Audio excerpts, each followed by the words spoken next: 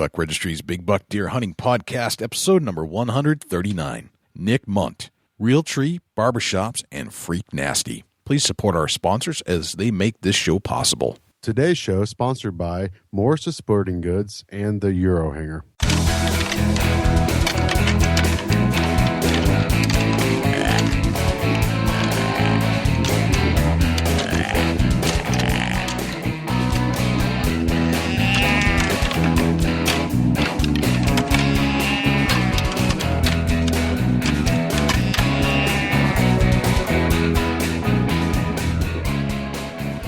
Big Buck Registry is a virtual museum of hunting stories. We preserve a piece of Americana by interviewing and recording hunters about their hunts and experiences from across the country. And who knows, maybe we'll learn a thing or two along the way that'll help us take our hunt to the next level.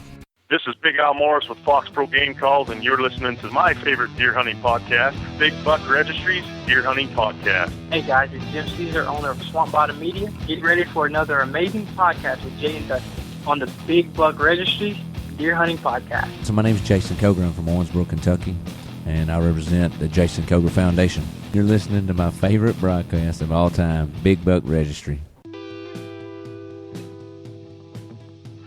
Welcome to another episode of the Big Buck Registry's Big Buck Deer Hunting Podcast. I don't know what you're doing exactly, but I'm sure hoping you're listening to this show. This is going to be a good one. Dusty, what's happening in Ohio? Oh, man. A whole lot, Jay. The weather's crazy. That's one thing that's happening. And, hunting season, whitetail season's over. That's another thing that I'm kind of bummed about. A little bit of depression set in. I'm having some withdrawals. I'm not quite to the point where I need to go see a specialist yet, but hopefully it can stay that way where it's not too bad. Gotcha. I see you got yourself a new tractor. Yeah, sure did. The hay season's coming up.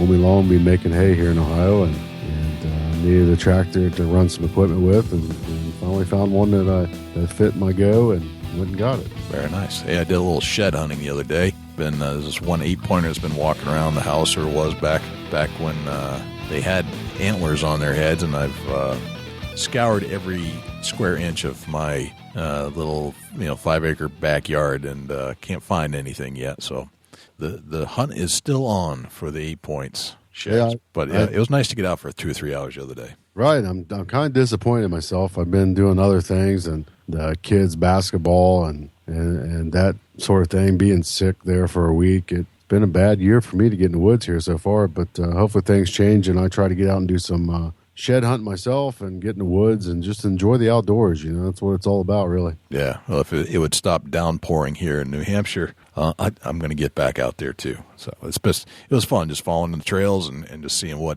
popped up. Nothing yet, but certainly found where all the deer are roaming, which is good information to hold for the future deer season. Right on, for sure. Jay, who we got on the show today? Today we have Nick MUNDT from The Bone Collector. I don't know if you know who Nick is. He's one of the trio of the three that do The Bone Collector between Michael Waddell and Travis T-Bone Turner. So he's that third leg of that whole thing, and Nick he's a tremendous hunter. He grew up in South Dakota. He became a barber of all things. You wouldn't necessarily think that a professional hunter is a trained barber, but he is. And he was a guide for many, many years in South Dakota, and now he is a professional hunter and has been for a little while under the Bone Collector brand. He's got a very interesting story on how he got there. Yeah, right on. Before we get to Nick MUNDT, we need to get with Jim Keller with the Deer News. The Deer News this week is sponsored by the Euro Hanger. You don't have to spend big bucks to hang your big buck. Get yourself a Euro Hanger. Facebook.com/Eurohanger, EUROHANGER.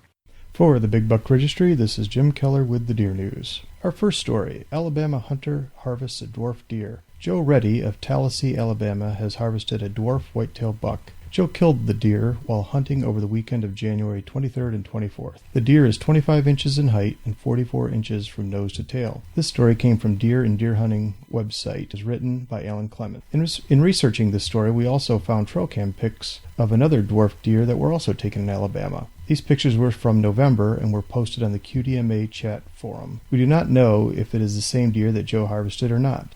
Both stories seem to be based out of central Alabama. We also found other past stories that also made reference to dwarf deer in Alabama. If anyone knows additional details on these stories, or know of other dwarf deer sightings, please let us know. Chris Brackett has it wrong on CWD.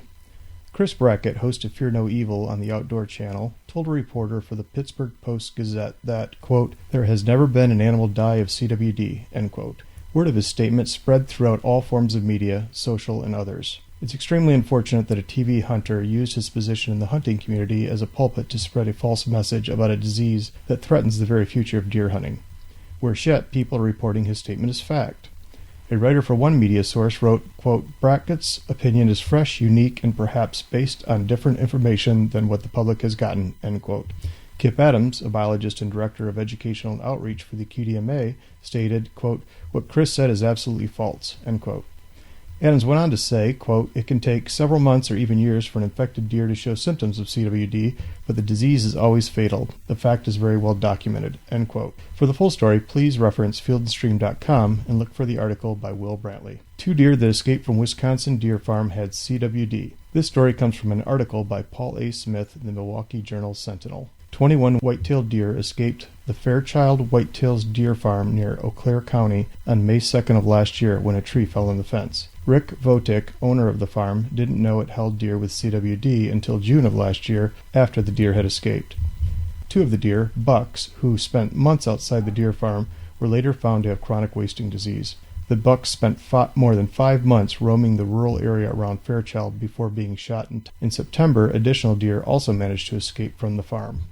None of this information is good news, but here is where the story really starts.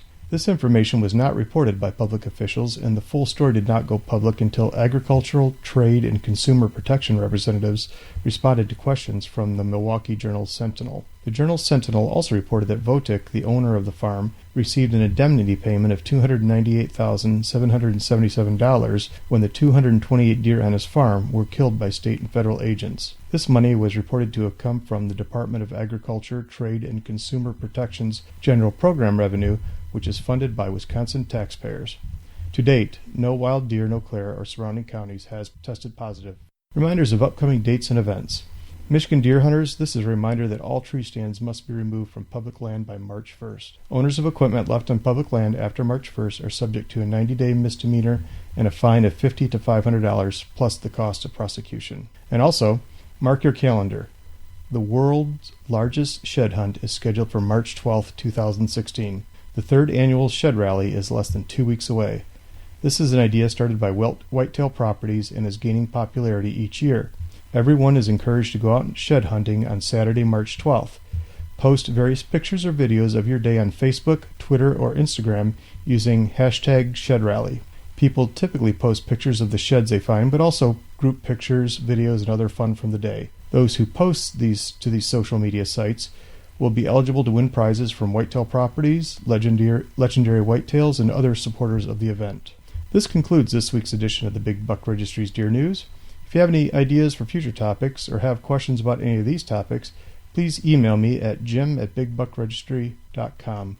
For the Big Buck Registry, this is Jim Keller with the Deer News. Thanks to Jim Keller with the Deer News. And without further ado, here is Nick Munt from The Bone Collector. Nick Munt, welcome to the Big Buck Registry's Big Buck Deer Hunting Podcast. How are you, my friend?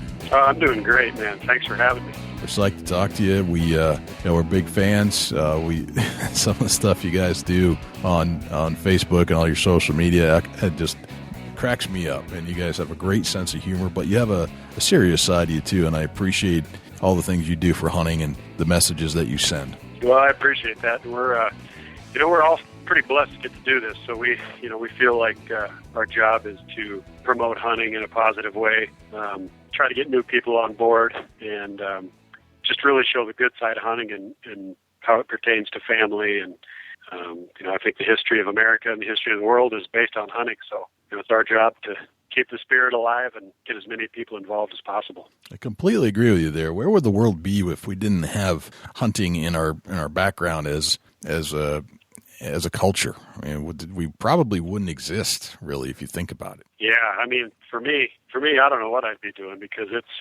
it's a huge part of my life. In fact, I've pretty much focused my whole life on it. To this point, I've never been married, never had any children, just because I've been chasing this dream of, being in the woods every day. And too busy hunting, man. Too busy hunting. Yeah.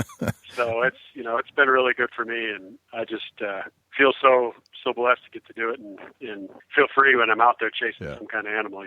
Since I was a kid, I've been chasing pretty much anything that runs, swims, or flies away from me. So that's so cool. That's what I do too. I do enjoy it. Yeah.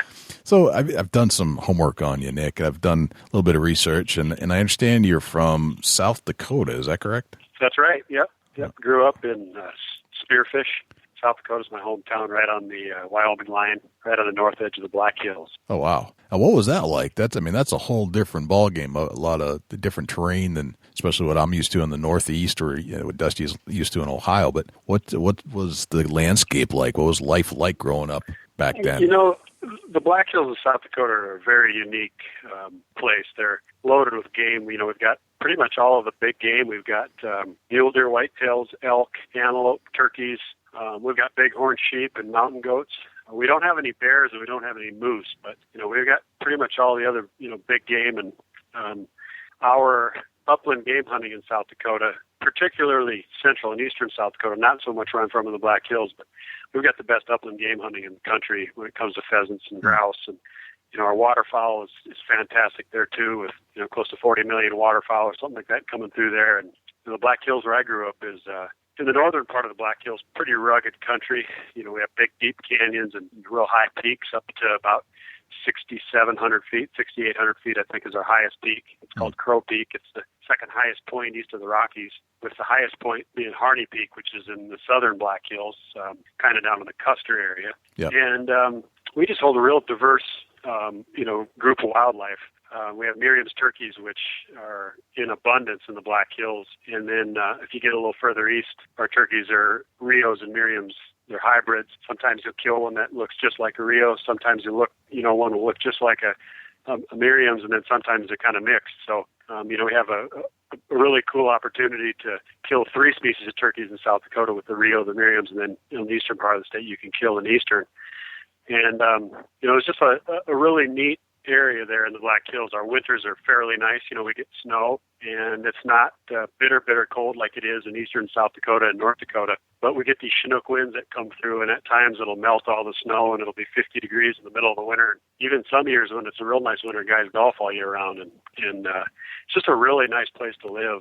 The hills are covered with ponderosa pine. The foothills have oak trees and kind of oak brush, and our deer there are kind of a smaller variety, almost like a mountain whitetail that you find in western South Dakota, Wyoming, Montana, Idaho. And they're a smaller deer. I'd say a big buck would weigh, with guts, 200 pounds is a real good size one. And I'd say like on a 4.5-year-old buck, with all conditions right, his rack would be probably like in the 150s. Wow.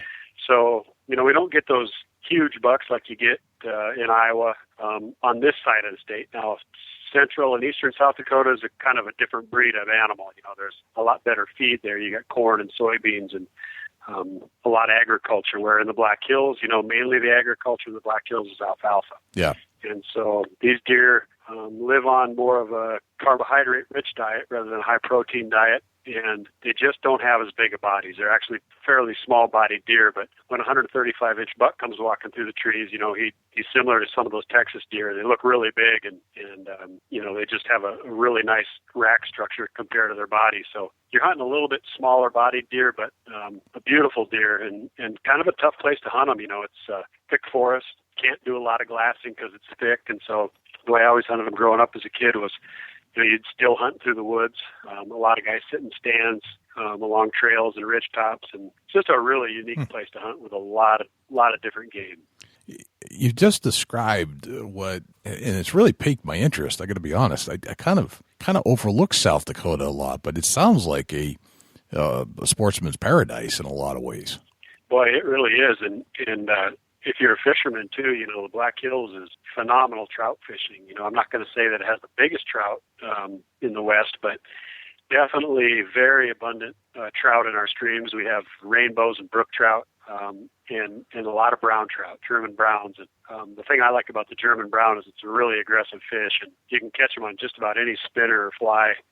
They're voracious eaters, and they like to grab a lure. So they're really a fun fish to catch. And then when you get up in some of the lakes up in the high country up here, we've got lake trout and splake, and just really good trout fishing in all the streams. You can look at the tiniest little stream that's kind of going through the middle of a meadow, and if it's got little tiny pockets in it, you'll catch brook trout out of there, sometimes up to 10 inches long. And it's just a really cool place to come trout fish, and a lot of public water too. It's amazing how you describe it. I wouldn't have said this until just now, but I have just put South Dakota on my bucket list of places I need to go to hang out and enjoy the outdoors. It is, and one of the great things that people really don't realize is how much public land we have in South Dakota. We have millions of acres of public ground. The Black Hills itself is it's a huge playground. I mean, you can do all kinds of things there. There's a lot of turkey hunting in the spring. With a permit, you can ride four-wheelers, camp, ride horseback. There's about 500 miles, I think, now of groomed snowmobile trails. You can haul your snowmobiles out there to ride in the winter, or there's several places you can rent from. So the Black Hills are a playground really year-round, and it's a place that a lot of people know about, but not as many people as what you think have been there. And I'd highly recommend it if you want to go on a Miriam's turkey hunt. And a lot of people, that's the species they need to finish the Grand Slam. Right. The Black Hills of Wyoming and South Dakota on both sides of the line offer a lot of public land with a lot of turkeys. So really all you've got to do is buy a tag, get a Forest Service map, and there's 1 million acres of public land ready for you to go try to shoot a Miriam's. Gosh dang, that is fantastic. And do you think other people overlook South Dakota as a place to go, like I just did or have been doing until just now, as a place that you really should visit as a sportsman? I think they do, and I think a big reason for that is because the majority of the state is wide open. Yeah. So when you drive through South Dakota, you see 200 miles in the distance, Right. And there's places where you don't see a lot of trees, but these open areas, they hold a lot of animals. The central part of the state is predominantly pasture land and wheat fields. And as you drive through, you think, how can anything live out here? But it's just loaded with whitetails and mule deer. And like I said, all the upland game from Hungarian partridge and grouse to the pheasants.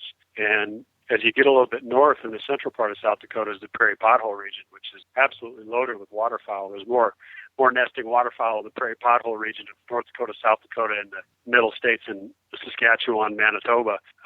That's where the majority of the ducks and geese are, and just a really overlooked place for all species of hunting, to be honest with you. And I think a lot of people pass right through going to other places, or maybe they skip over South Dakota because it's not on their radar. But it's just a really, really great place, and it was a great place for me to grow up because I spent probably 75% of my time in the woods and hunting with my dad, and just a unbelievable place, and it'll always be my home. Sounds like a great childhood. So that you grew up in Spearfish, and from my research, I found that you left Spearfish for a little while, went up to North Dakota in Fargo for a little while. Yep. Yeah. Right after I got out of high school. Yep. Yeah, and you went to a barber college. That's right. Yeah, that's right. I wasn't sure what I wanted to do with my life, and one of my best buddies, his dad was the barber in my town at Spearfish. I always kind of was into looking good, and I always had some kind of a hairdo, I guess you could say. And so, I had signed up at Black Hills State University to go to college, and when I went up and met with an advisor, I just wasn't into it. And so I talked to him, and I said, I'm really considering doing this. And so he said, hey, if you come back to town, you go to work for me. I'll help you get through school, and then you can come back to work, and you can pay me back when you get back here. And so I thought, that's a good deal. So I went to Barber College at Moeller Barber College in Fargo. And yep. At that time, it was 1,550 hours to get your degree. And so I went up there, and it was just under a year. And then I went back home and cut hair in the barbershop there for 4 or 5 years. So no kidding. I still do it today. I still cut hair. It's not at a shop per se anymore, but I keep my license up, and I still, cut my friends and some of the kids' hair. And when I'm in camp, sometimes I cut Waddell or T-Bone's hair. And, I was going to say, do you cut Waddell's hair? Yeah. That's why he's got half an ear on one side. That's awesome. That is great. You guys spend a lot of time on the road, so I guess somebody's got to cut the hair, right? It's easier if you just bring your own barber. Yeah, that's right. And I usually pack my tools. A lot of times guys ask me if I have my tools, and I just say, I got a pocket knife, so that might have to work. But no, I usually carry my tools with me. Just they don't take up much room, and I think it's kind of fun to bust them out. And that's give cool. somebody a haircut. So you kind of you find you must find some relaxation in cutting hair in some ways, or to keep doing it and keep your license up. And I mean, because I think what you're doing now is probably pays better than what you'd probably make as a barber. It's my guess. Yeah, it's good. This isn't something that you get rich at by any means. At least I'm, on my end of it. Maybe if you own one of these bigger companies, you can. But for me, happiness for me is living my life on my own terms. Yeah. Not having to report to a 9 to 5, and basically getting to live my life the way I want it. Having the ability to pack up and go when I want and where I want. Yeah. For me, that's payment. If I can be doing what I love to do, it's not like work. It does put me on the road, close to 300 days out of the year, and it does kind of limit you on what you can do as far as commitments because we are so busy. But for me, it's just, I live and breathe hunting. I dream about it. I daydream about it, and it's something that I always wanted to make my life have something to do with animals. And when I was a kid, I dreamt of being a veterinarian in a zoo, but I guess I don't have enough brains to get through school, so I guess this is the next best thing. I always wanted to touch animals and get my hands on them, and sure. And so when I was a kid, my grandpa always took me out to his farm and would turn me loose, and I would catch snakes and frogs and turtles. Well, then kind of got to the point there was other animals that I wanted to get my hands on, but I just couldn't quite catch them. So I figured if I shot them, I could get my hands on them. So that's kind of how I became a good hunter, is by hunting small game, squirrels and rabbits and gophers and other things that ran away from me, like I said earlier. And so that really ignited my passion, and that was all part of it for me, was just being able to touch the animals and get my hands on them. And so I've always been an animal lover and an animal nut, and being in this position and getting to hunt for a living, for me, it's not about the money. It's not about signing an autograph or having somebody come up to me and tell me they like the TV show. For me, it really is being in the woods, spending my time, in nature, and then at the end, basically getting to put my hands on all these critters and put them on my wall. That's really what I love. So. Yeah, that's worth. It's worth more than money. It's basically what it comes down to. It's worth a lot more. It is for me. Yeah, it is for me, because you can work your butt off and work 95 hours a week and have a lot of money, but if you're not happy with what you're doing and you don't get any time to spend your money, then what good is it? So to me, my time is money. So that's what I strive for. Gotcha. So you took your skills as a barber, and you moved on. You worked at your buddy's place in South Dakota for a little while. But this love of the outdoors, this nature thing that you had to kind of tap into, you turned to becoming a guide. And you don't just make a career out of it. You have to start somewhere. And it sounds like this is where you kind of went after Spearfish. Yeah. I was actually working at the barbershop, and I just kind of felt closed in and needed to get out. A couple of my buddies owned a fishing boat in Alaska in Bristol Bay. And so I told the guy that I was working with that I was going to go and work with him on the fishing boat. And so I did that. But before I left, I started doing a little work with some guys over in Sundance, Wyoming. And I talked to Jeff Smith, who is an outfitter at 7J, and I had met him through another guy. And so they asked me to come and guide for them. I was doing a lot of hunting and shooting some pretty good animals, and Jeff and I got together, and he said, when you get back from Alaska, we want you to come and guide with us. And so I started guiding there at 7J, and I guided, I believe, full-time in the fall for about 5 years, and then I continued to guide there in the spring for 15 years total. I guided there at 7J for turkeys, and just really learned a lot there as a hunter, as a people person, learning how to connect with people and go one-on-one with people, helping them achieve their goals of, killing the animal they want to get. So after that happened, after all those years, the guys from Realtree had heard about us, and they wanted to come and hunt with us. So Jeff made a deal with David Blanton, and he came to film a whitetail show. Okay. And so he and Bill came out there, and at that time at 7J we guided for whitetails, mule deer, elk, antelope, and turkeys in the spring. And so they came on an archery hunt. The first week in September, it was Bill Jordon and David Blanton, and I was lucky enough to guide David. And on that very first day, we sat down at lunchtime. I had always carried a video camera with me. I bought a video camera at Sears for back those days it was expensive. It was like $800. It was a digital 8. It was top of the line, had these big fat tapes in it. Yeah, back then that's a big deal. Yeah. I took that thing everywhere with me, and I videoed, the scouting trips. I videoed all the animals. I videoed Jeff and Deb Smith, the owners of 7J Outfitters. Yep.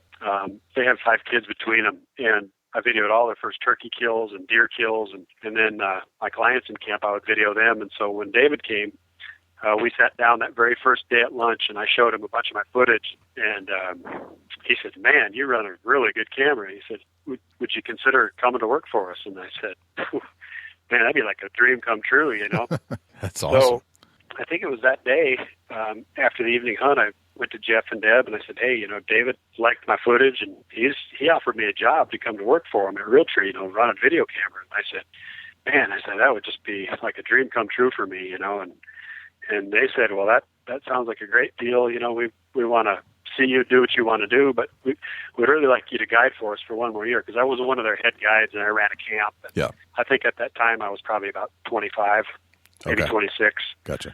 And so I worked for them for a whole nother year, and then I went to work for Realtree after that. So that's fantastic. So you were working for David Blanton at the time and running camera for David. Yep.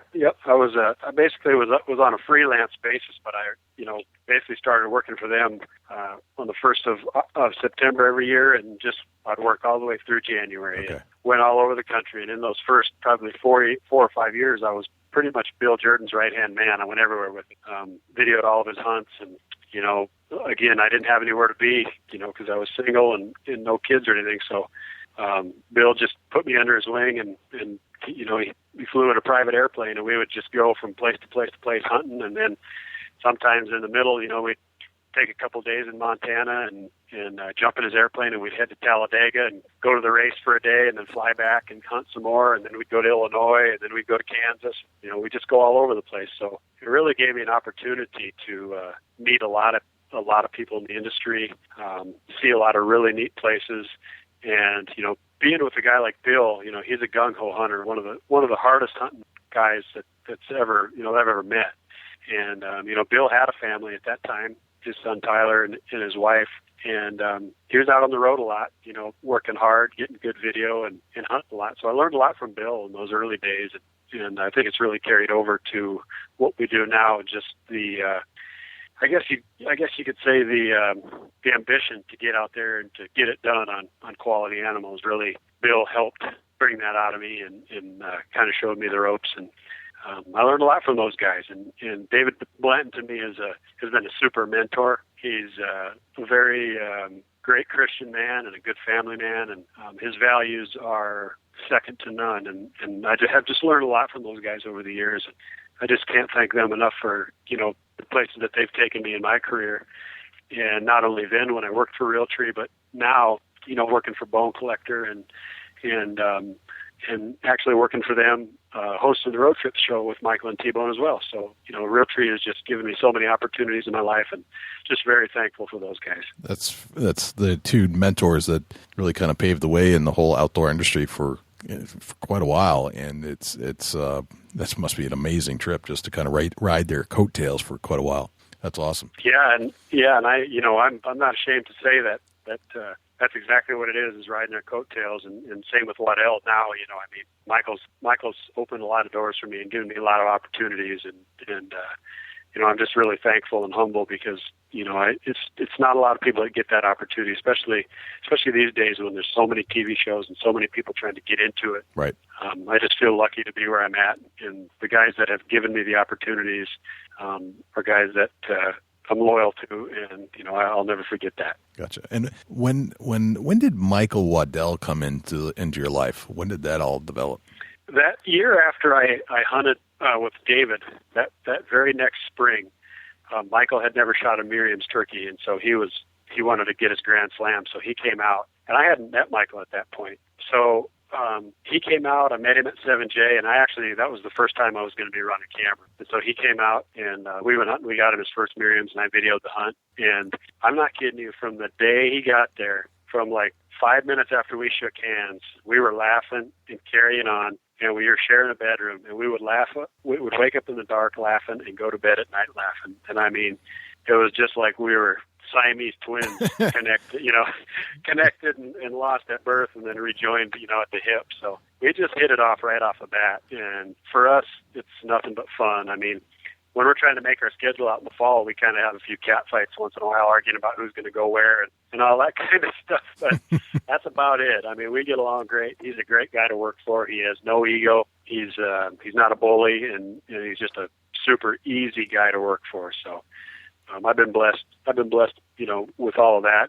Not only him giving me my opportunities, but just him being a great boss and a great friend as well. So it's been really good. That's fantastic.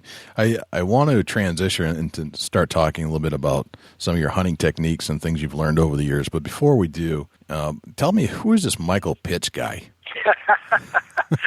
Michael Pitts is a great guy. Got an unbelievable sense of humor. He was born and raised in West Point, Georgia, and he's a firefighter in West Point, and he has a little bow shop. In fact, T-Bone and Michael Pitts worked together for a long time at an archery store in LaGrange, Georgia. And so Pitts learned a lot of the stuff that he knows from T-Bone, and he is just a super funny guy with an unbelievable sense of humor, and he is country as heck. He's got that hardcore, heavy Southern Georgia drawl, and just a hoot of a guy, and he's starting to do some stuff on Realtree.com, and oh man, he's funny. If you've never seen him on there, make sure you go and check out Realtree.com. That's where I saw on Realtree's Facebook page. Yeah, Mm-hmm. He's a great guy, funny, and a heck of a bow ranch. If he's got an archery shop there in West Point called What It Do Archery.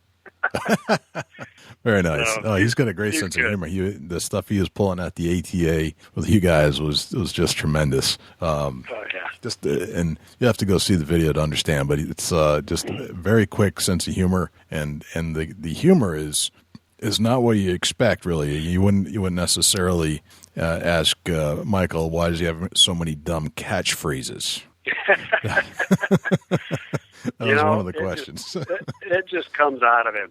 I don't know what it is about him, but he can come up with some crap. I don't know. That's awesome. Him and his dad have an uncanny ability to butcher the human language too. Instead of a jacuzzi tub, they call it a jacuda tub, or or Wrigley's Believe It or Not, or whatever. Those guys are kind of notorious for that. Oh, that's perfect. They come up with some funny stuff, and you never know what's going to come out of Waddell's mouth. It's great. That's awesome. Well, let's talk about some deer hunting now. You've been a guide. You've been in the woods. You've been hunting all over the place with some of the best deer hunters in the world. So you must have picked up on some things over the years and added some techniques, and probably had some failures that it made you a better hunter. And there's no doubt. I want to bring Dusty in here and see if we can break down some of those things, because one of the goals we have here on the Big Buck Registry is to dissect world-class deer hunters and find out what makes them so good, so we can make ourselves a little bit better in the field when we go out the next time. Sure. First thing we want to start out with, let's find out, do you carry a backpack into the woods with you? Yeah, I do.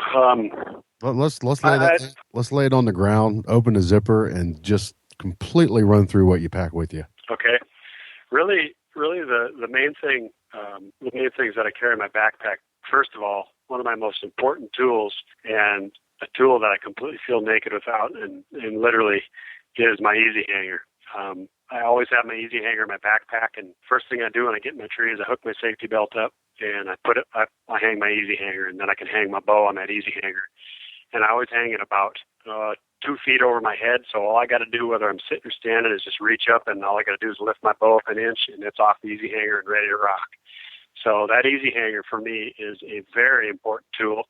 I know you see the commercials with us saying, hey, we wouldn't go into the woods without our easy hanger, blah, blah, blah, but it is the honest to God's truth. That easy hanger makes getting your bow ready and getting ready for the shot so much easier. puts your bow right in front of you so you barely even have to move. So that's one of my main things. Along with that, typically when I'm climbing up into my tree, I like to have my binoculars and my rangefinder in my backpack just because I don't like stuff hanging around my neck when I'm climbing, just in case something would happen, if I would fall. Once in a while when you're climbing up in the tree, your binocular strap gets hooked on something and then you kind of pull and it snaps up and bonks you in the face. I've had that happen a few times. So I stick my binoculars and my rangefinder in my backpack. So when I get up to my tree, I flip it on, then I pull my tether through, and then I get hooked up to my safety system. A lot of times I also carry a small wind checker. I typically don't use a wind checker a bunch because I always feel like I can feel the wind in my face, and if my wind's not right, I never go to a stand. I always check the wind for the stand I'm going to be in. I'm always playing the wind. I think the best deer hunters, that's the most important element to killing big deer, is making sure you have the wind in your favor. A lot of times, I don't know if I really need a backpack. In colder times of the year, I might carry a couple extra heat packs in there if it's real cold. Cause sometimes definitely in November, I like to sit. My cameramen like to kill me sometimes because I'll sit daylight till dark, and sometimes it gets a little boring, but you just never know. I feel like I got a better chance of killing a deer if I'm sitting all day rather than sitting on the couch watching a football game. So I'm trying to think of what else I like to put in there. I mainly, just because the easy hanger is kind of long, and that's mainly the reason I carry a small backpack, is just to haul in my easy hanger and get up in the tree with my binoculars and my rangefinder. And I typically carry a pull-up rope. A lot of stands I go to have a rope in them, but I think a pull-up rope is a pretty key element, especially when you're getting camera gear, bases, arms, the camera itself in and out of the tree. If I'm carrying a rope and my camera guy's carrying a rope, we can rope several things down at once, make the time quicker, because I feel like the more time you spend getting in and out of your tree, and the more time you stand at the bottom of the tree, that's more time that an animal can kind of sense where you're at and where your tree's at. So I like to get in and get out quick, try to disrupt the woods as little as possible. And just a few little things, years ago when I hunted with Bill Winkie a lot in Iowa, I was working for Realtree at the time, and at that time Bill just wasn't really into video, and he was a writer, and he was very scent conscious and just didn't really like the video kind of a thing. He just wasn't real into it yet. Now today's a different story. He's got Midwest Whitetail on the internet and on the Sportsman's channel. It's very successful, and Bill is definitely a mentor to me and a guy that I really look up to. But in those early days, he had a suit that he wore, and he wouldn't let me take a backpack into the woods. So I would put my wrench for my base in my pocket, my pull-up rope in my pocket, and then I would take an easy hanger and put it in my pocket, and then just throw my arm and base over my shoulder and my camera over my shoulder, and we'd walk in. And so we didn't take anything extra into the tree, just for scent purposes. And that kind of made me a little bit stealthier. Before I started hunting with Bill, I'd always take a big backpack full of crap that you never use, And when you got two guys in the tree with all the backpacks and stuff, you kind of turn into a big blob up there. So I think if you don't have a backpack, it makes it a little bit less conspicuous maybe. But if I do take a backpack, it's just to take those few little items, and my pack's usually pretty light. Right, gotcha. Is there any particular backpack that you carry brand-wise? Right now I'm just carrying a scent lock pack. It's a perfect little pack. It's got a small zipper on the front and a big compartment. It's got a couple of side pockets you can put water bottles in that are pretty nice. But that's pretty much the one I'm using right now, is just a small scent lock backpack. And then, of course, it's got scent lock technology in it, so you can activate it in the dryer if you want, and it'll absorb scent, from anything that's inside. Right, for sure. We'll get into a little bit about your camouflage. Tell us what kind of camo you're wearing out to the whitetail woods. Well, obviously I wear Realtree, and the extra patterns, the new extra patterns are phenomenal patterns. They've got a brown one, and they've got a one with a little more green in it for the spring. And they're phenomenal patterns. Like usually, they blend in really well with the surroundings. But I think my favorite pattern is the Max 1. It's more of a Western pattern. It's kind of got a sagebrush look to it, and it's got a little bit of a green, almost like a glow-in-the-dark green look to it. And so it works really good in light colored trees, like if you're up high in maybe like an aspen type grove, or in some trees that are a little lighter or with less vegetation in them. And then it works really great, when you're elk hunting and antelope and mule deer hunting out in the West. You can really blend in, and if you got a face mask on, you can sit in the sagebrush, and it really is, to me, the best Western pattern out there. I mean, it's a pattern that you can disappear into the sagebrush with, and it's something I really like a lot. Even when I'm turkey hunting in the spring and then whitetail hunting too, it's a great pattern.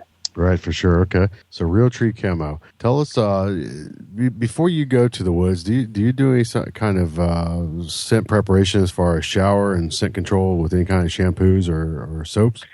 Yeah. I think anything you can do definitely helps, and a lot of people don't think it works, and a lot of people don't do it because it's just extra steps.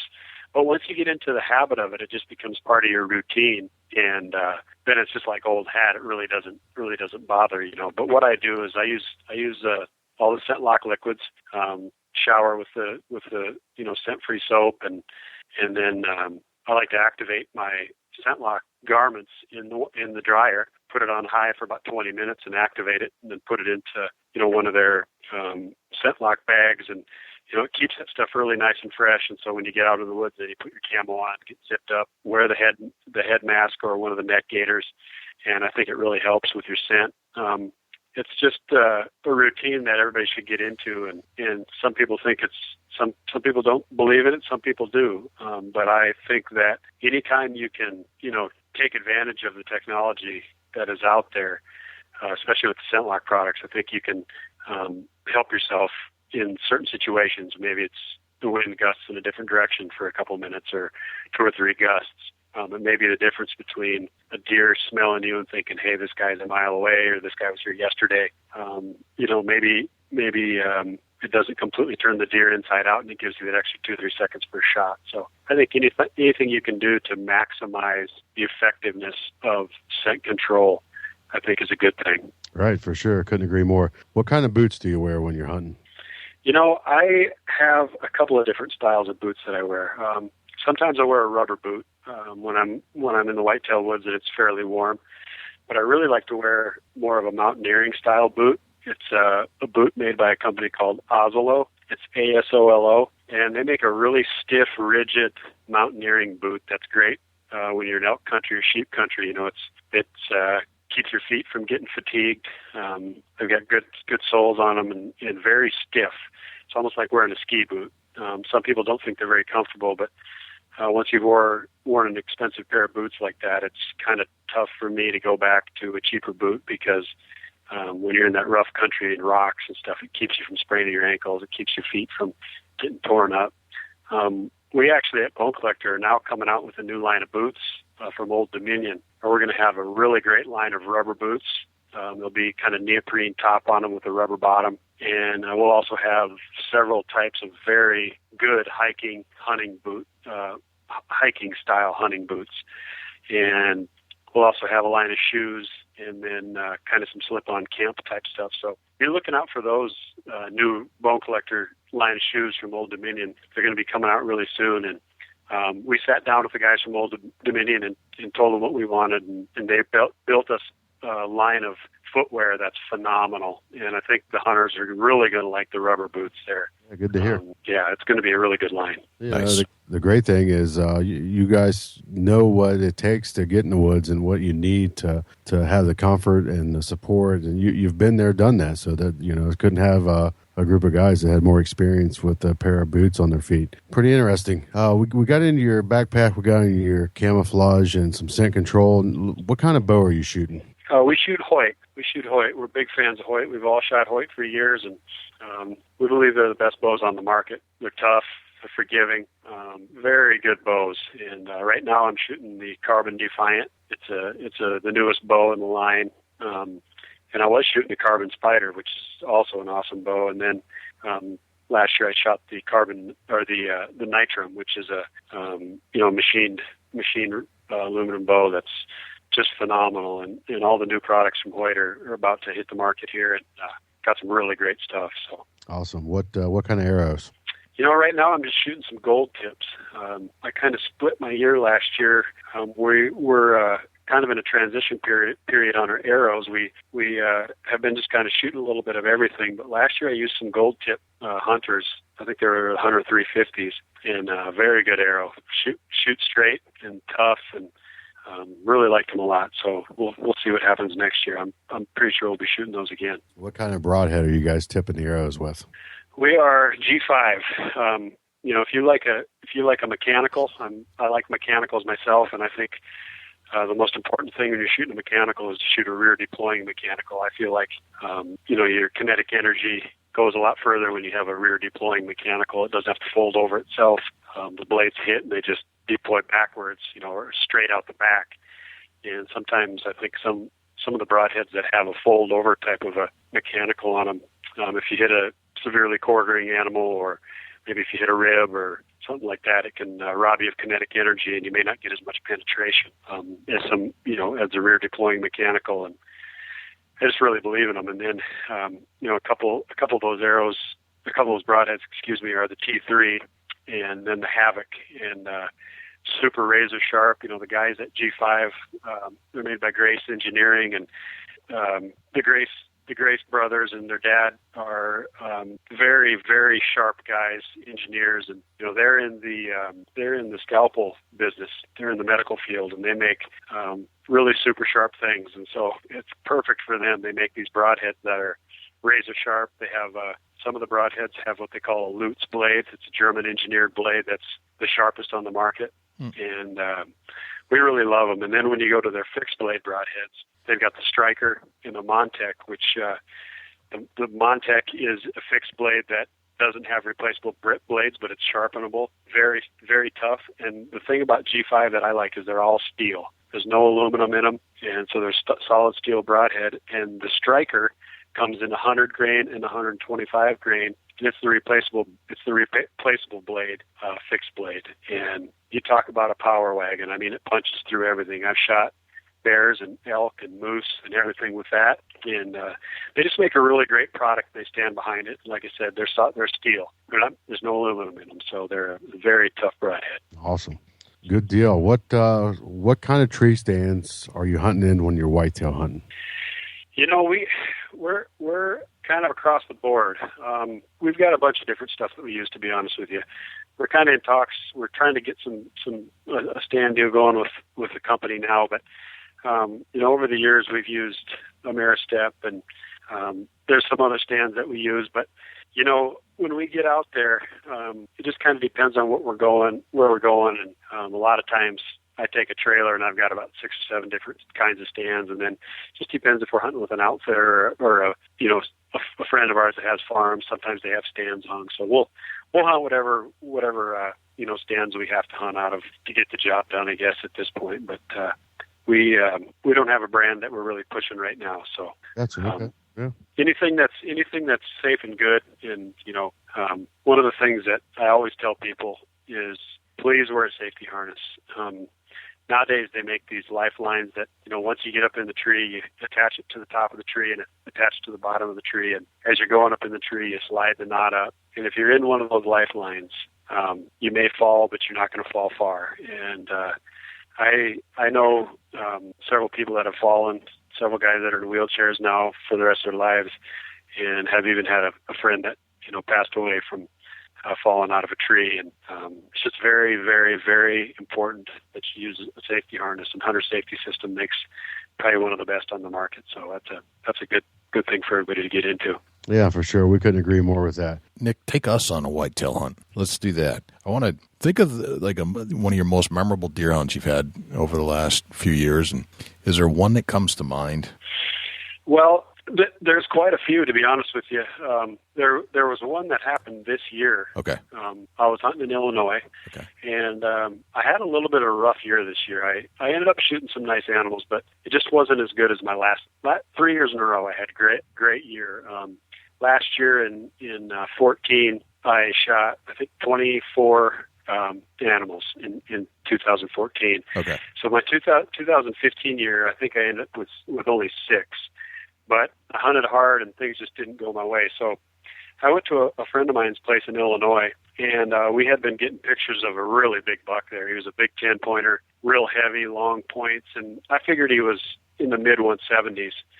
And so I went there and I hunted for 5 days with my bow, and we never saw him on the hoof, but we were getting pictures of him almost every day. And I knew he was on his feet. I knew he was moving heavy. Yeah. And we saw several other really good bucks. I didn't have a shot at any of them, but on Friday of that week, the shotgun season was coming in.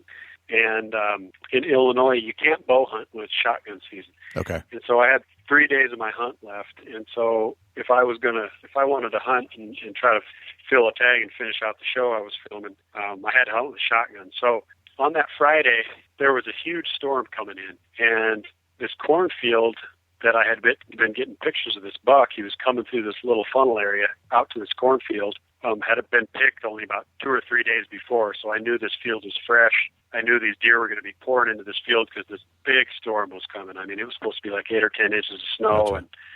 And so... What month is this, Nick, by the way?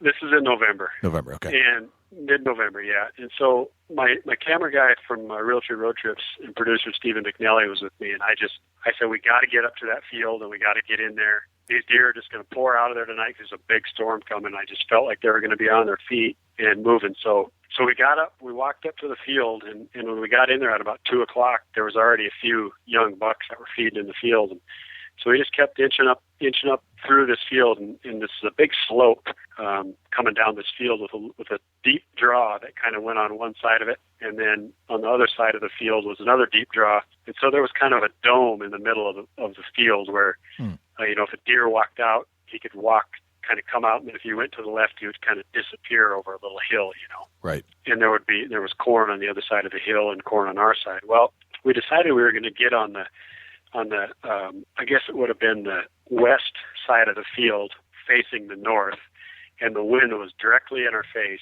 from the north. So I had a really good feeling that this buck was going to come out of the northwest corner where we had been getting pictures of him. So we got set up underneath this big tree on the ground. I was sitting behind an old log, and the deer started pouring out, and all of a sudden it just started snowing like crazy. I mean, huge flakes, and it was beautiful, and everything was just happening. All of a sudden, I look up, and up at the end of the field where the woods was, there's a bunch of pines. I could see a buck making a scrape, and it was a buck that we had also had pictures of, and we had nicknamed this deer Freak Nasty. He's a mainframe 10-pointer with a whole bunch of stickers, just a 3-year-old buck, but in the 170s. I mean, a monster. And so, I was really thinking about shooting him. So he started walking our way. Well, then all of a sudden he kind of turned and he went over that little hump in the field, and I had my gun on him, but I could only see the top of his back and his rack. So my camera guy was kind of sitting to my right and a little bit behind me, and so he could see a little better than I could. And so he got pretty good footage of the buck, but I just couldn't quite get a shot. Yeah. So he kind of went over the hill, and I knew he was just feeding over the hill where there was a patch kind of out in front of us of standing corn that the farmer had kind of done a turnaround there, but missed. It was about the size of a pop-up blind area of corn that was still standing, just a small little patch. So what I thought about doing was sneaking up to that patch and just seeing if I could peek over and get a shot at that buck, Yeah. And most people would say, oh, he's just a 3-year-old, but I don't pass up 170s, okay? I don't care if they're a year old. I don't pass them up. So, Right, okay. So I was good. I was thinking about going after him, and I kept saying to Steven, my camera guy, I kept saying, what do you think? Should we go over there and light was starting to fade, and he said, well, if we're going to do it, let's do it. And I said, okay. So I said, turn the camera on. So he turned it on me. I said, all right, we're getting ready to go after this buck. We're going to sneak out there and get to this little patch of corn, and I'm going to pop up over, and I think we're going to get this buck killed. And just then I looked to my right, and the big buck that we had been hunting is making his way through the timber 60 yards from me. And I say to Steven, I said, oh my God, here's the big one right here. Because I was afraid to go after that other deer, because I just knew when I got out there in the open, the big buck was going to come out and see us. Of course. That was my gut feeling. Right. So luckily I hem-hawed around just long enough, and I look over, and here he comes. And at Steven's videoing me, you can see over my shoulder in the background, he's kind of blurry, but you can see the deer walking through the trees. And so I moved over a little bit. Steven zoomed in on the deer when he stopped, and he's kind of looking around, and he's 60 yards at the most. Yeah. And so I just had borrowed an old single shot 12 gauge slug gun, and I shot it 2 times, and it was dead on. And so I just cocked the hammer and put it on him. I said, you got him? And he said, yeah. And I shot.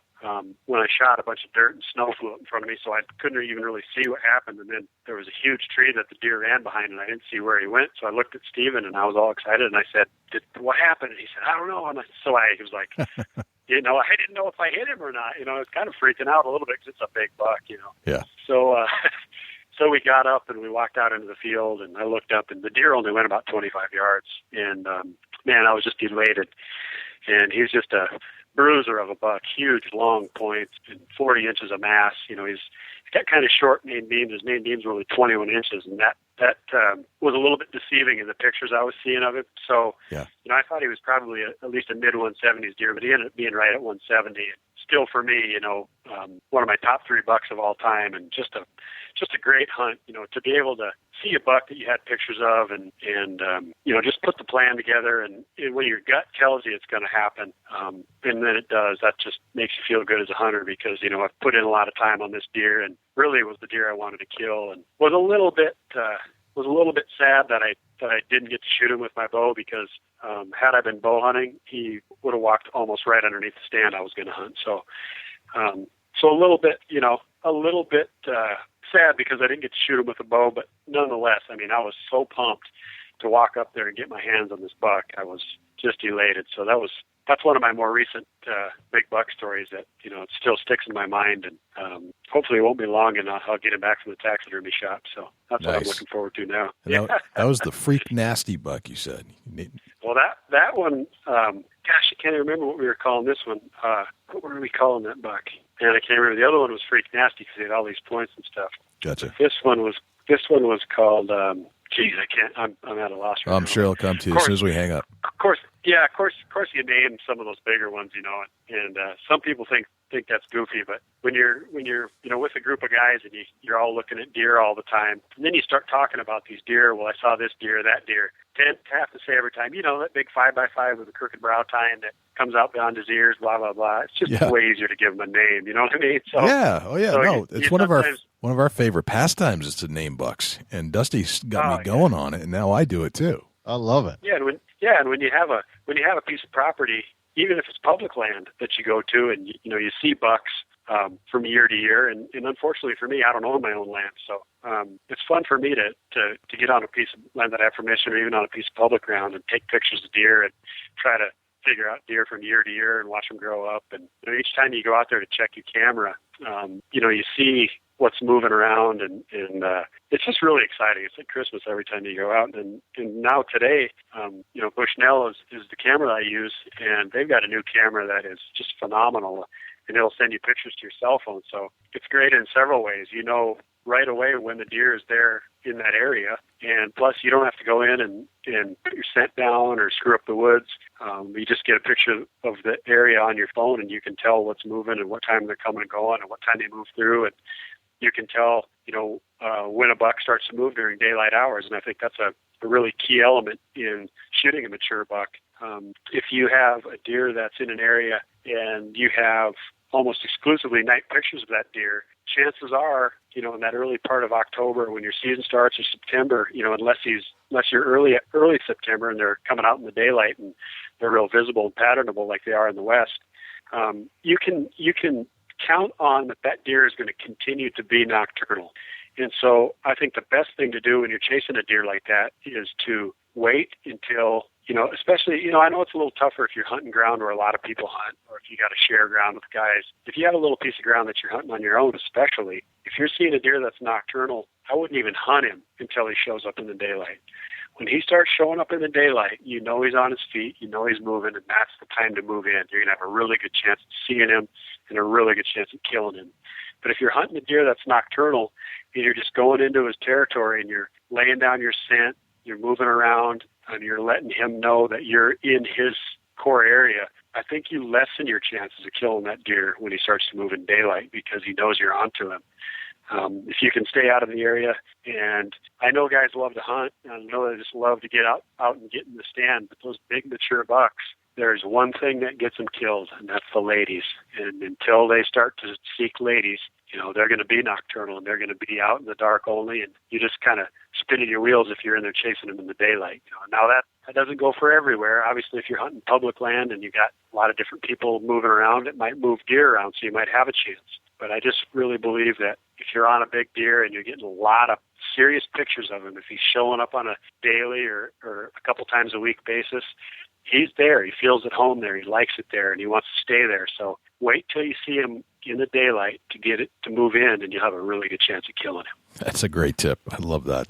Very, very nice. That was a great hunt, man. You were very detailed, and it's like we were sitting there on your shoulders. That was a great story. Thank you for telling that one. Oh yeah, it's just so great when it happens, when it all comes together. And so many times, like I say, hours and hours and days and weeks and months in a tree, and it doesn't come together. But when it does, man, you want to talk about a good feeling. Holy smokes! You want to shout and scream, but you end up whispering. That's right. There are not too many feelings in the world that make you feel like that after you put so many hours in, and it finally comes togetger. Completely agree. So I have 10 kind of quick questions here for you, and we'll get you off to spending more time with your girlfriend instead of spending time with us nutheads. She probably needed a break anyway. Gotcha.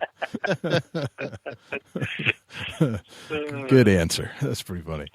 All right, so what's your number one hunting tip of all time? There are a million, but if you had to pick one, just one. Definitely hunt the wind. Okay. Never, ever, ever, ever go against the wind. I mean, you've always got to keep the wind at your face. If you're hunting a big deer and the wind's wrong, it's never going to happen. If you're going after an elk and the wind's at your back, you may as well go back to the truck. So it's all about the wind. Very nice. All right, you kind of touched on this one earlier in the show, but I wanted to kind of make sure this. What's that one thing that you have to have with you every time you go in the woods or you feel naked? My most important tool when I'm hunting is definitely my rangefinder. Okay. It just takes all the guesswork out of bow hunting. I never leave it. If I leave it, I go back for it. I'd almost rather leave my bow and try to throw my binoculars at a deer and kill it rather than leave my rangefinder at home. Right. It's just such a valuable tool, whether you're rifle hunting, shotgun, muzzleloader, or bow hunting. It's invaluable. That's a good one. I have to agree with that. I've had some experiences where it just didn't go as well when I didn't have it, but when I did, things happened the way I wanted them to. Yeah, and with the rangefinders we use, the Bushnell rangefinders, they have the arc technology in them, and it gives you the compensated angles. Yep. So if you're on a steep hill shooting straight down, it's going to tell you, how much you need to shave off. So if it's a 26-yard shot and at a steep angle, it's going to tell you if it's 24 or 20. And they really take the guesswork out of having to hold high or low or whatever. So They're a very valuable tool. Very cool. All right. What's that one favorite book that you have about hunting that you shared it more often than not? You've read it more times than others. What's that one book or reference that you go to in print?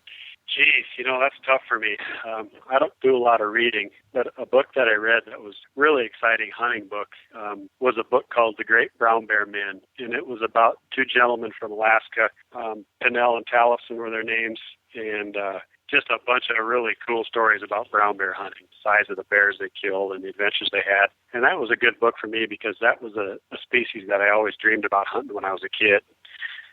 I've been lucky enough. I went to Russia and I got 2 years in a row and got to shoot two great big brown bears. I've never shot an Alaskan brown bear, but that's a book that always just kind of sticks in my mind because those guys just did some phenomenal things way back in the day with those big old brown bears. So my life is so hectic, to be honest with you, I don't get a ton of time to read, but that's one book that always kind of sticks in my mind. That's cool. Very nice. All right, so how old are you today, Nick? I'll be 43 on Sunday. 43. All right, well, happy birthday. Thank you. By the way, that's great. 43. What would the 43-year-old Nick Munt tell the 20-year-old Nick Munt now, knowing what you know today?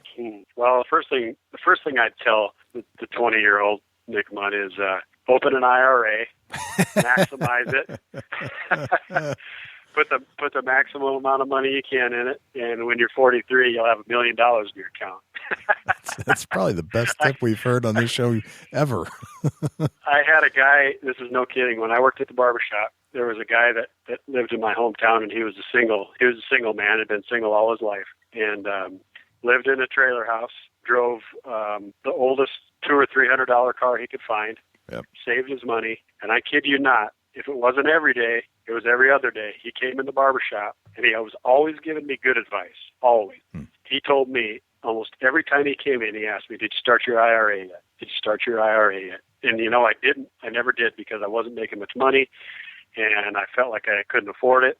And when I look back on it now, if I would have just listened to him and paid myself first before I paid anybody else and opened an IRA, if you open an IRA when you're 20 and you maximize it, put as much money as you can into it, by the time you're 40 or 50, you'll have $1 million in your account. and you'll have your retirement set, and you'll be good to go. And so I wish I would have listened to that advice. It wasn't until about 15 years after that I finally opened my IRA, and I wish I would have listened to him because it was great advice, and I'd have a lot more money today if I'd have listened. Yeah.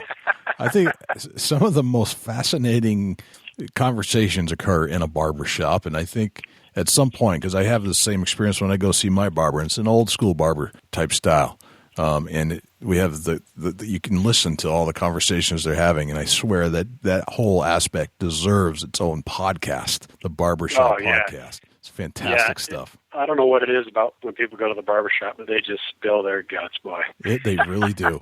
It's awesome. All right, so I was cutting a guy's hair one time, just real quick. Sure. Old guy's Sure. hair. He sat down in my chair, and I said, "So how's things going?" I was putting the cape on and getting him all ready, and I said, "How's things going?" He said, "Oh, they're going pretty good." He said, "Today's my 50th wedding anniversary." And I said, "Wow." I said, "I can't imagine being that old, let alone being with a woman that long." And he laughed a little bit. Yeah. And I said, so how was it really? How was it? He said, "Man, it's been like 5 minutes." I said, "Is that right? That's great." He said, "Yeah, underwater." So I thought that was a pretty funny story. You hear a lot in the barbershop. I hope your girlfriend. Anyway. I hope your girlfriend's not sitting next to you. Yeah. No, she's locked in the closet. I'll let her out when it's all done. Gotcha. All right. So, Nick, you're at a convention somewhere. You're at the ATA convention, and you're at the hotel, and you're in the elevator. Somebody steps in, and they strike up a conversation, and they ask you what you do for a living. What do you say? I tell them I'm a hunter. I tell them that I host a couple of television shows on the Outdoor Channel, and I'm a hunter. I've been in the hunting business for the last 20 years, and so I was raised doing, and that's how I make my living. Nice. What did you have for breakfast this morning? You know what? It's my favorite meal of the day, and I wake up and I cook every day. I cook breakfast. So this morning I had bacon, 2 eggs, and 2 days ago I made a huge batch of gravy that I sausage gravy, fry up some sausage, and then I make gravy and biscuits. And so I kind of eat some of that throughout the week. And so this morning I had 2 eggs over easy with gravy on them with bacon on the side. Yeah, man, that sounds awesome. I love to cook. That's cool. That's very cool. All right. If you could have a billboard and you can say anything you want, it's a blank slate. You have your own billboard. What does it say on the billboard? Oh, man, that's a tough one. You can do a hashtag. You can do anything you want. What does it say? How about you can't fix stupid?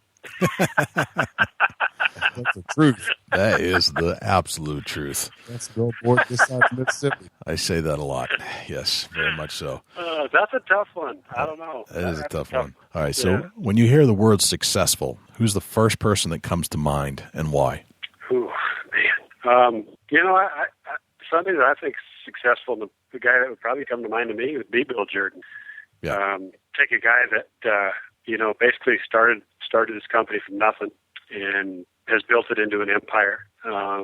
Very happy along the way doing it. Got to hunt basically as much and as often and as many places and whatever he wanted to. And all in all is very happy and healthy. And so when you think of success, especially in hunting circles, you think of Bill because he's done it all. He's pretty driven. Doesn't have to go to work, but he's at work at most days. So I guess as far as hunting goes and hunting business, I definitely would think of Bill. Bill Jordon, very good answer. All right, what's a day in the life of Nick MUNDT look like? Well, it just kind of depends on the day. I will say that my life is pretty versatile. I'm pretty lucky in that way. Like on a normal day when I'm not when you're not at working, an appearance. Yeah, like when you're not working, what's that like? When I'm not on the road, I'm pretty chill. So I get up out of bed in the morning and make a pot of coffee, and I love Sports Center. So I usually catch the first episode of Sports Center right off the bat. Get out of bed for that noon Sports Center. Yep, sure. And I really can't sleep in, so I get up pretty early and get a pot of coffee. Usually make myself some type of breakfast, like I said, and then I don't know why, but I like to pick up my house and keep it clean and get my laundry done. I don't like my laundry to pile up, so I usually do whatever I got in my basket every day. I do my laundry and then I just kind of take her around my house. So I've got I've got a cabin. I'm from South Dakota, but I've got a cabin in Georgia that I spend quite a bit of time at. Okay. It's on the Chattahoochee River. So I spend some time down there, and then I spend some time in South Dakota. But when I'm down there, I take her around in the yard, into my garage. And, you know, I just try to make it so I really don't have any obligations. I keep my schedule as open as I can when I'm at home, and just kind of do what I want to do. I really don't have any kind of schedule. Gotcha. Which is kind of nice. Take a nap if I want to. It's the best kind of schedule to have in yeah, a lot of ways.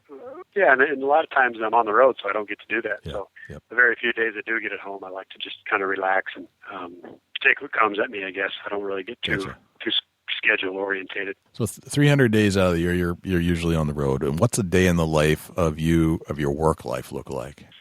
Well, when I'm, a lot of those days are hunting. I spend September, October, November, December, and usually part of January in the field, and then April, May, half of March, April, May, and then into June I spend turkey hunting and bear hunting. So, I'm on the road September, October, November, December, 120 to 150 days in the fall, and 60 to 80 in the spring typically. So a lot of that's hunting, and when I do appearances and stuff, typically if I'm doing a sports show, I'll travel on a Thursday, do a show Friday, Saturday, Sunday, travel home on Monday, get caught up on expense reports and paperwork on a Tuesday, hang out on a Wednesday. Maybe on a Wednesday or Thursday I'll have to go into the office and do interviews for shows. We get in front of the green screen and do our interviews for our television shows. We produce 20 original episodes a year for Bone Collector and 13 for road trips. So there's a lot that comes with that. Sometimes in the middle of the week we do commercials, photo shoots for companies. This past week, in the middle of the week, we did the Squirrel Master Classic over in Alabama with Jackie Bushman and the guys at Buckmasters. Yep. So the middle of the week is kind of reserved for getting caught up on paperwork and stuff around the office. So and then if we do an event, a lot of times at the event we'll be at a booth signing autographs or taking pictures with fans, selling hats and T-shirts, and then a lot of time at those events we'll do an hour seminar. Usually like twice a day. And so we get up there, and basically in our seminars, we like to keep it more of a question and answer type of a deal rather than try to get up there and teach somebody something. Yep. I feel like people have unlimited resources on the internet. So if they really want to learn, a lot of people do that. So I don't want to get up there and make it seem like I know more than people do about hunting, because I know there's a lot of guys that aren't on TV or they don't write for magazines that are as good or better hunter, than I am. So I like to answer questions that people want to hear, and we kind of make it like a campfire, we're all in a hunting camp together around a campfire, and people can shoot questions, and maybe I'll start off telling a little bit about myself and where I came from and how I got here, and then it kind of helps people to relax a little bit, and then people can ask the questions they want to ask. So that's kind of a day or a kind of how my week goes, I guess you could say, with kind of the show circuit and the appearances, I guess. Gotcha. Sounds busy. Yeah, it is. It's busy. It's busy. But I enjoy traveling. I've been living out of a suitcase for 20 years. So. All right, so you're used to that. I got a loaded question for Nick here. Who's the better hunter, you, Waddell, or T-Bone? Ooh. That is a loaded question. I think T-Bone's definitely the best shot out of all of us. I think T-Bone, is definitely the most limited, just because of his physique. He's a big fella, and he's not really made for the mountains. He's a whitetail hunter pretty much, and but he does like to hunt hogs and stuff like that, and he'll shoot a turkey now and then. But I'm not going to say that I'm a better hunter than Waddell, because he is one of the best hunters there is. I mean, when it comes to elk and turkeys and deer, Michael is a phenomenal hunter, and he gets it done. So I can assure you, if you're somebody that's a guide and you got Michael Waddell going with you, when the opportunity presents itself, that arrow's going to be ripping right through the animal's rib cage when you're hunting with Waddell. So he's a great hunter. Sounds like y'all pretty good hunters. I guess I'm going to say Michael. Michael, all right. Very nice. I was going to make you answer that. You was taking the easy way out. You tried. Hey, Nick, this has been awesome, man. It's been an absolute pleasure speaking with you for a little over an hour now. And where can we find you when you're not here on the mic with us, on your social media, your websites? Where can we find all that stuff? Yeah, on Instagram, it's Nick's Big Game, and on Twitter, it's also Nick's Big Game, at Nick's Big Game. And you can go to I have two sites on Facebook. One is my personal page. One is like a public figure entertainer type of a page. And so I'm getting ready to switch all my stuff over to that because I just can't accept any more people on my personal page, and I need to move that over so that more people can follow along. So I'm going to be combining that. Yeah, I'm going to be combining that all into Nick MUNDT on Facebook. Gotcha. And then I have a new website that I launched not long ago. It's nickmunt.com. Okay. And I've got a bunch of stuff on there. There's going to be new stuff coming all the time. And you can also, check out, obviously, our bonecollector.com and our Bone Collector page on Facebook as well and Twitter. So we got a lot of stuff out there on social media. Very cool. Thanks for joining us on the Big Buck Deer Hunting Podcast. I really appreciate you guys. Thanks. And keep doing what you're doing, and we'll see you down the road somewhere. Sounds good. That's one class act right there. Yeah, no doubt about it. Very professional and very knowledgeable of what he's got going in the whitetail woods. It's amazing. We talk to a lot of really good hunters, and you never really know if you're going to get somebody that we have to prompt to talk, or if we can. You can tell the guys that are the professionals and have been in front of the camera for a while. And Nick was right there. I mean, he was spot on. He got detail oriented about all the little stories, everything he was telling us. Just our favorite kind of interview to have here on the show. For sure. The detail is something that we really pushed and strive for, Jay, and celebrity hunter like Nick there, you didn't really have to dig too deep. It just naturally come to the table. Just awesome. So thank you, Nick MUNDT, for joining us on the Big Buck Deer Hunting Podcast. And Dusty, do we have a Chubby Tines tip of the week this week? Well, absolutely, Jay. Well, all righty, man. The Chubby Tines tip of the week is sponsored by Morse's Sporting Goods. Firearms, used firearms, bows, used bows, located at 85 Kentucky Falls Road in Hillsborough, New Hampshire. Give Jim a call at 603-464-3444, morsessportinggoods.com. Your dollars go further in New Hampshire. There's no sales tax. Morse's Sporting Goods. My Chubby Tines tip of the week is take care of your landowners that you get permission from. If you're somebody like myself that doesn't have a nice piece of land to hunt, and you got to reach out to a landowner, just don't forget them. They allow you to hunt. And stop in, shake their hand, take them a fruit basket. You can buy a fruit basket for $14 to $25, and that's something that really goes a long way with your landowners. And just a little thank you and appreciation for allowing you to hunt. That's just something that over the years for myself and a lot of people that I know, I've spread the word to just get them some little something, tell them thanks, shake their hand, and when you stop back in there this fall, that little fruit basket sticks in their mind, and it's a whole lot easier to get that next year's written permission. That is probably one of the best things you can absolutely do. Very nice. Well, thanks to Morse's Sporting Goods for sponsoring the Chubby Tines Tip of the Week. Thanks to the Eurohanger for sponsoring the Deer News. Thanks to Parker Maloney for helping us with some of our background music. Thanks to Nick MUNDT for joining us on the Big Buck Podcast. And thanks to you, Dusty, for joining us right here as my solid co-host, a pillar of this organization. And where can we find you when you're not here hanging out with me on the mic? Thanks to you, Jay, for being the host of the Big Buck Registry and all that you do for the listeners and yourself and myself and everybody that's involved. Very cool, man. I appreciate that. Where can we find you? Facebook.com/Chubby Tines Outdoors. You can shoot me an email right here at the Big Buck Registry, dusty@bigbuckregistry.com. Shoot me an email, any questions, concerns, and you can also look me up on Instagram at Chasing Antler. Jay, where can people reach out to you when you're not on the mic?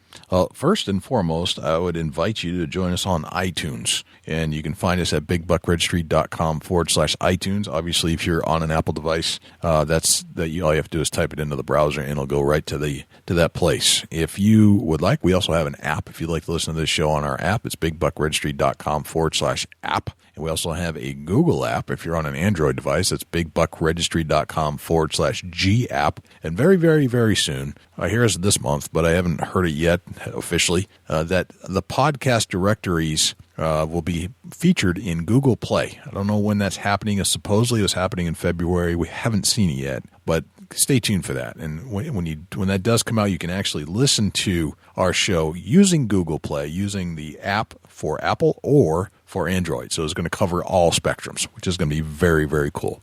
If you'd like to send me an email, my email address is j@bigbuckregistry.com. If you want to touch base with Dusty, obviously Dusty at bigbuckregistry.com, or Jim, our news anchor, Jim at bigbuckregistry.com. You can find us on Facebook. It's facebook.com/bigbuckregistry. If you have a picture of a fantastic buck that you would like to get featured and highlighted on our Wall of Fame, our Facebook page, just go to bigbuckregistry.com/mybuck. If you love this show, we could really use some help from you. This show does not kick off without supporters and sponsors like yourself. You can donate to the cause if you wouldn't mind.